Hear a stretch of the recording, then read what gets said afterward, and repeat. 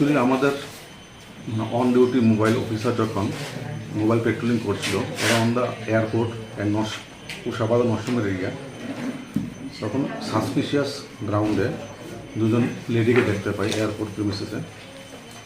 Accordingly তাদেরকে preliminary যখন interrogation করা হয়েছিল তখন তাদেরকে বাংলাদেশি বলে সাসপেক্ট করা হয়েছে। তখন তাদেরকে আমরা ডিটেন করে থানাতে নিয়ে আসি এবং ইন্টারোগেশন মধ্যে জানতে পারি তারা বাংলাদেশি ন্যাশনাল।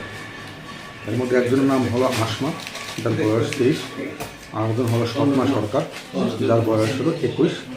তারা বাংলাদেশের নরসিংদী ডিস্ট্রিক্টের বাসিন্দা।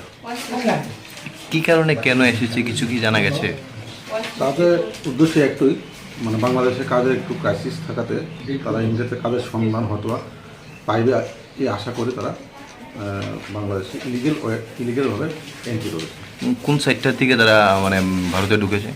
আমরা ইন্টারোগেশন এখনও চলছে, তো এই অল্প সময় ইন্টারোগেশন তারা এখন পর্যন্ত তারা ডিসক্লোজ করতে পারেনি অ্যাকচুয়ালি তারা কোন এরিয়া দিয়ে তারা ইন্ডিয়াতে এন্ট্রি করেছে, বা হয়তো বা তারা যা বলছে এখন অবধি যে তারা এখনও লোকেশনটা চেঞ্জ করেনি যে কোন এরিয়া দিয়ে এন্ট্রি করেছে, কিন্তু ইন্টারোগেশন এখনও চলছে।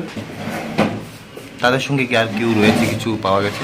না, এখন অবধি কিছু পাওয়া যায়নি। এই দুজন লেডিকে আমরা তার ডিটেন করেছি, তারা কাস্টডিতে আছে এবং ইন্টারোগেশনের মাধ্যমে বাকি সব তথ্য বের করে যা যা করণীয় আইনত সব করো।